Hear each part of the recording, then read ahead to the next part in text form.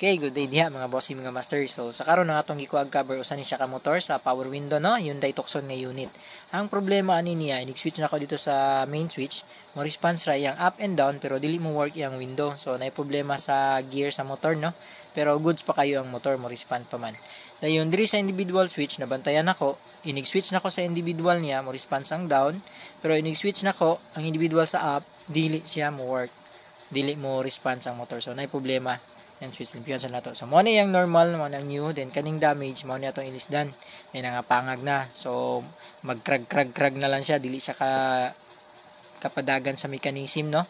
Kaya ma-pre-wheel na lang man siya, kaya nahurot nagkapangag. So, mo na ito ilisan, then i-parts out lang nato ni para di sila madakan. So, ato ibaylo lang. And then, katong mga switch, ato itong panglimpyuhan para mabalik yung normal nga contact. Kaya naay lost contact sa up sa individual.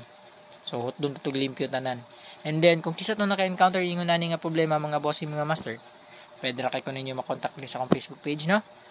Para matrabaho na ito yung unit. O pwede saan mo matawag sa akong number nga i-plus sa screen. Balik ko na ko, Cebu base lang ta. Okay, cut.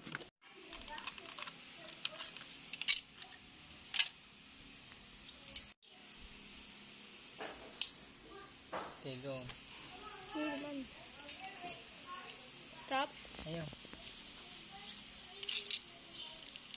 Go lang.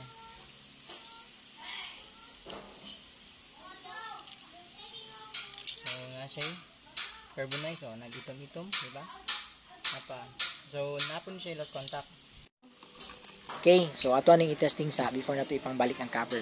Down, up. So, goods na diri nga side, no? Sa individual. So, atong sulayan dito sa driver side nga control. Okay, down, up. So, working na. Tanan, ato na lang ipangbalik ang cover. Then, magpasalamat ta sa mga customer nga nagsalig na to kanunay, no? Ma'am, sir.